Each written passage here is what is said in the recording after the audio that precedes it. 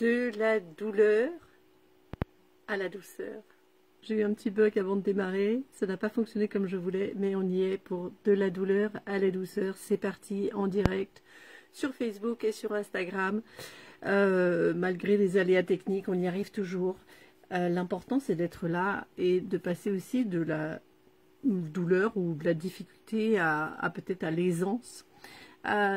Pourquoi je parle de la douleur à la douceur dans le cadre du deuil, mais ça peut être dans le cadre de plein d'autres choses. Alors, je ne parle pas des douleurs physiques ici, je ne suis pas là pour des guérisons physiques, même si ça peut jouer aussi. Je parle plutôt de ces douleurs que l'on peut vivre quand on vit un deuil comme celui que je vis. Donc, le deuil de notre fils aîné qui est mort en août 2020. Et puis, je parle aussi en tant que... Donc, je m'appelle Jannick de Saint-Laurent-du-Nez. Je parle aussi en tant qu'éclabousseuse de vie, éclabousseuse de joie, ce que j'ai toujours été. Malgré les difficultés. Je vois que j'ai une connexion qui est lente. Ah, salut Salima qui est là. J'ai une connexion qui est lente sur Facebook, j'espère que ça va aller. Et en fait, ce qui m'interpelle pour moi, forcément il y a de la douleur quand il y a un deuil, surtout quand c'est un deuil précoce, le deuil d'un enfant, mais il n'y a pas de hiérarchie dans les deuils. Il n'y a pas de hiérarchie, ça peut être toujours trop tôt, ça peut être jamais le bon...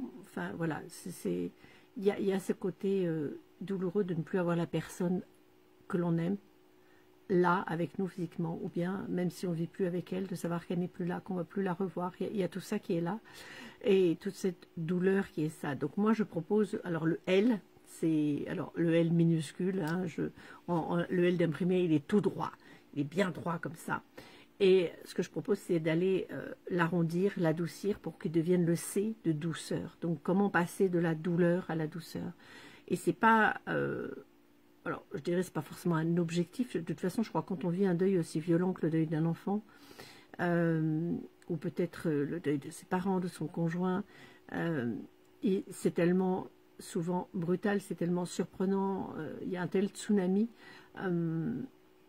que je ne sais pas si on a un objectif au départ, mais c'est vrai qu'on peut être pris ou enserré dans la douleur.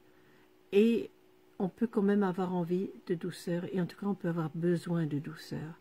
La douleur, elle est un peu comme une pointe, elle est aiguë, elle est souvent lancinante, elle peut être traînante, mais elle est là. Et c'est de se dire finalement, est-ce qu'il y a peut-être autre chose qui est possible ?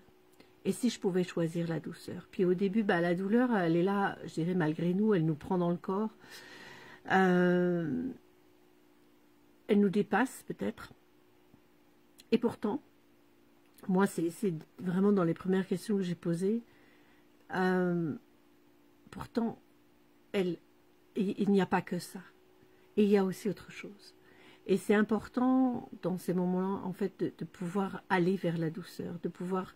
choisir la douceur, de pouvoir se dire c'est pas une condamnation non plus la douleur, et pourtant c'est ce que la société nous dit, c'est ce qu'on a entendu, c'est ce que nous-mêmes on a cru aussi, peut-être qu'il n'y avait que la douleur qui était possible, et surtout voilà, dans un deuil précoce, dans le deuil d'un enfant, c'est ma pauvre, tu vas vivre avec cette douleur tout le temps.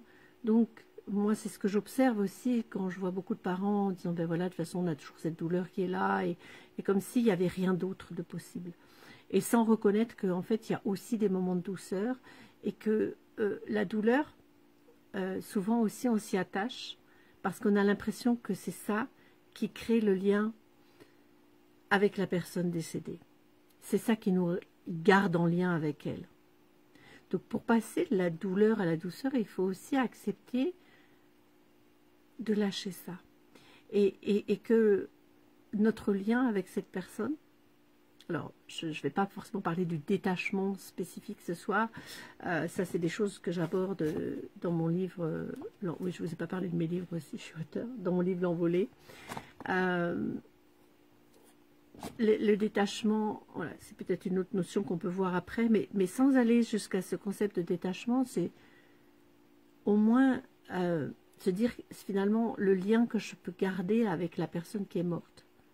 Ça pourrait être autre chose qu'un lien de la douleur. Parce que l'amour, le véritable amour, il ne se nourrit pas de douleur. Et souvent, on a l'impression que si on ne souffre plus, ou s'il n'y a plus cette impression de souffrance, ça voudrait dire que peut-être on n'aime plus l'autre. Donc on reste attaché à la douleur comme si c'était le seul lien. Et je trouve ça un peu triste, je trouve ça douloureux même. Et moi je me suis dit, mais est-ce que je pourrais, alors pas forcément rester en lien avec mon fils, mais créer un lien avec mon fils envolé, qui soit imprégné d'autre chose que de la douleur, créer un lien qui soit, tu sais, quand on dit la personne qui est morte, on lui dit va en paix, ben que moi aussi je sois en paix, donc un lien qui soit créé dans un espace de paix, qui soit un lien imprégné de paix, qui soit paisible, un lien où il peut y avoir de la joie aussi, un lien où il peut y avoir quelque chose de, voilà, de beaucoup plus doux, de beaucoup plus bienveillant. Donc c'est peut-être pas le lien qu'on avait avec la personne avant, c'est un nouveau lien en fait à créer. C'est quelque chose de différent et où on va lâcher la douleur. Parce que pour moi, l'amour qu'on a, l'amour ne se nourrit pas de douleur, même si c'est ce qu'on peut croire. Le véritable amour, il ne se nourrit pas de douleur. Et finalement, je me dis, ben, ce que j'ai envie d'offrir à mon fils, c'est pas de la douleur, c'est autre chose. Alors ouais, ça n'empêche pas d'avoir des moments où ça me serre le cœur, d'avoir des pointes comme ça qui viennent un peu me transpercer, on va dire. Sauf que, bah, à force de présenter de la douceur, à force de ne pas entretenir quelque part cette douleur, j'émousse les pointes de la douleur. Et c'est comme ça qu'on va aller créer de la douceur. Donc c'est ne pas alimenter en fait cette douleur, ne pas s'y attacher non plus, sous prétexte que ça pourrait être le seul lien qu'on puisse avoir encore. Et c'est vraiment de se poser la question, mais quel autre lien je peux créer avec cette personne décédée? Quelle autre relation en fait? C'est pas un lien, c'est parce que justement comme on peut aller vers le détachement, peut-être pas utiliser le mot lien, mais quelle autre relation est-ce que je peux créer avec cette personne? Maintenant qu'elle n'a plus de corps, que moi j'en ai un, si ça pouvait être autre chose. Bonsoir Ludovic, j'ai eu un gros bug avec Zoom qui voulait pas fonctionner. Donc, mais je suis là sur Facebook et sur Instagram, et puis vous me retrouvez sur YouTube après. Merci pour vos petits commentaires, merci pour vos cœurs, merci, n'oubliez pas de vous abonner aussi si vous voulez continuer avec ça, à être inspiré comme ça, et puis n'hésitez pas à mettre comment vous vivez les choses aussi, à me partager ça, c'est toujours intéressant pour moi. Donc pour moi, c'est vraiment de se dire, je ne vais pas m'accrocher à la douleur, je veux créer autre chose. Donc en fait, c'est qu'est-ce qui est possible, quoi d'autre que la douleur est possible finalement, et quelle relation, et sur quelle base en fait je peux créer ma relation, sur une base de quelque chose de beaucoup plus joyeux, de beaucoup plus serein. En fait, qu'est-ce que je peux offrir à mon fils d'autre que la douleur à travers mon amour? Si mon amour se nourrit de douleur, ça va pas. Alors bien sûr, c'est facile à dire comme ça, c'est pas évident, et je partage en fait mon expérience par rapport à ça dans mon livre. Il va y avoir encore tellement de jours, je partage au jour le jour dans les 3 premiers mois de mon deuil, ces questionnements, ces doutes, et je suis là, je ressens de la douleur, je suis submergée de larmes par moments, et en même temps je ressens aussi de la lumière, de la douceur. Donc finalement c'est aussi peut-être chaque jour aller choisir des tout petits gestes, des toutes petites choses. En fait, c'est comme si on allait saupoudrer de quelque chose de très doux. Ou alors, ça peut être aussi tout simplement, comme avec du papier de verre, on va aller émousser les pointes de cette douleur-là qui vient nous piquer, nous transpercer. Mais le véritable amour, il ne se nourrit pas de ça.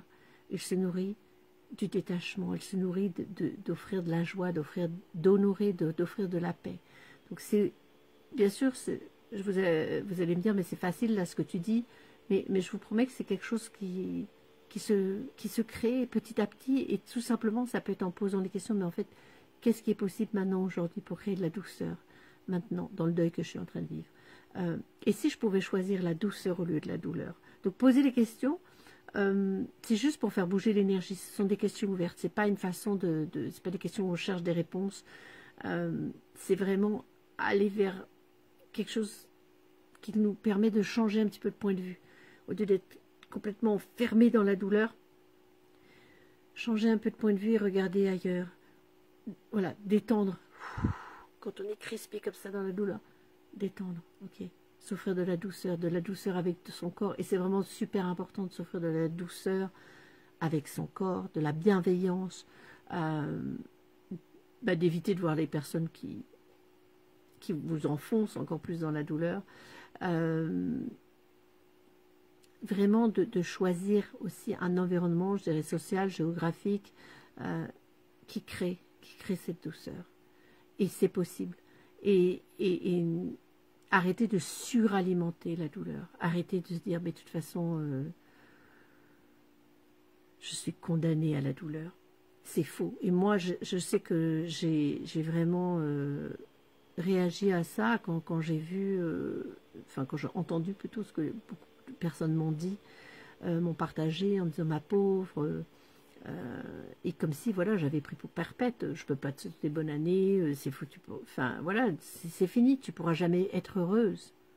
Mais qu'est-ce que le bonheur, en fait? C'est aussi aller se poser cette question. Et pour créer ce bonheur, c'est aller créer de la douceur.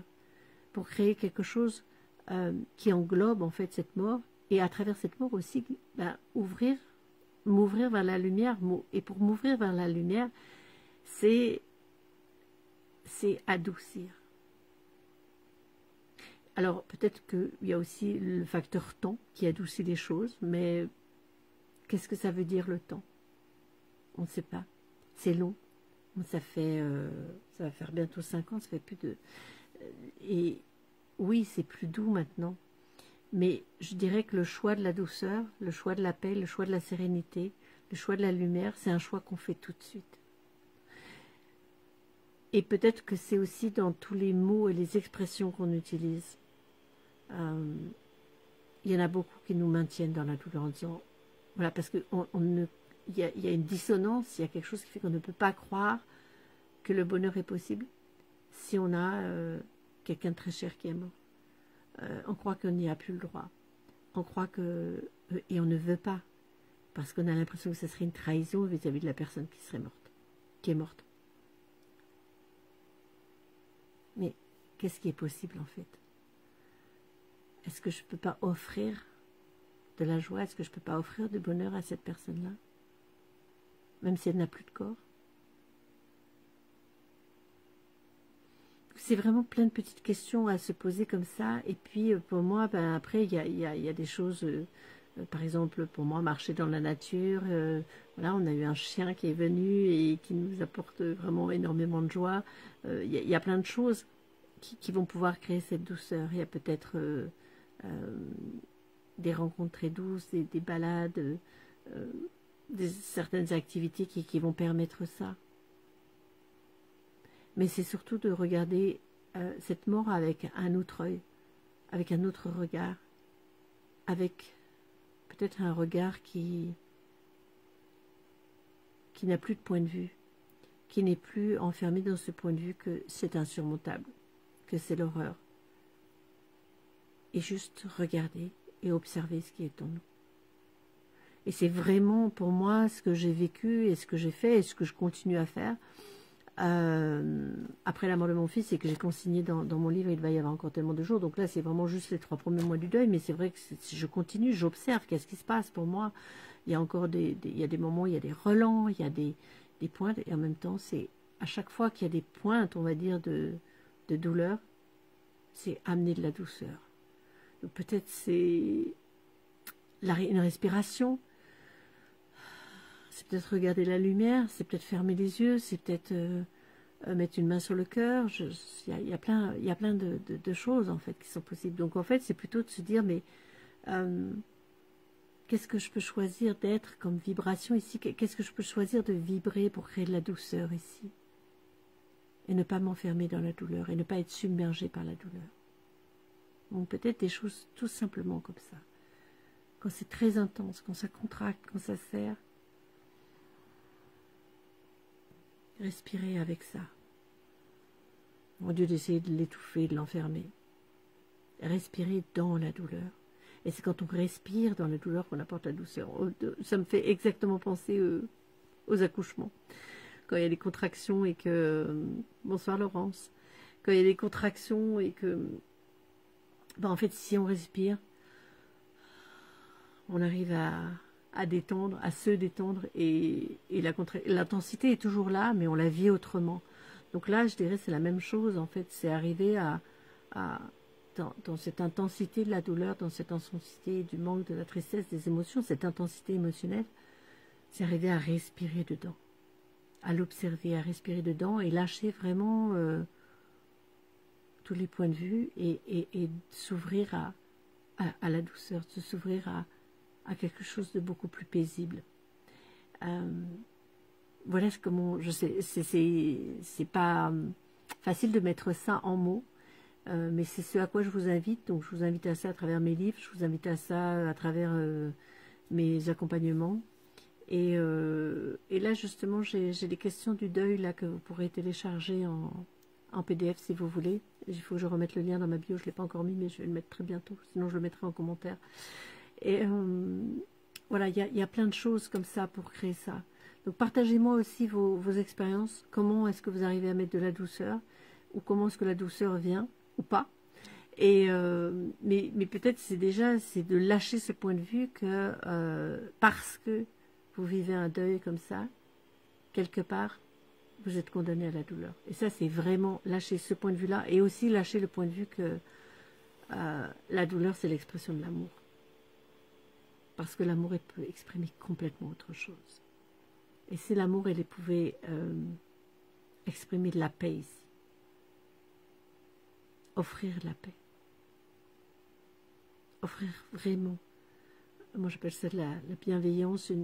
Le mot est un peu galvaudé parfois, mais offrir vraiment de la douceur pour nous-mêmes et pour ceux qui sont morts. Vraiment. Je vous laisse là-dessus, je vous dis à très bientôt. J'espère que mes bugs techniques n'ont pas trop perturbé la diffusion. Et je vous dis à lundi prochain. Si vous avez des envies de thèmes, des envies de vidéos, merci de me les partager. Et bonsoir Salima et à très bientôt. Merci.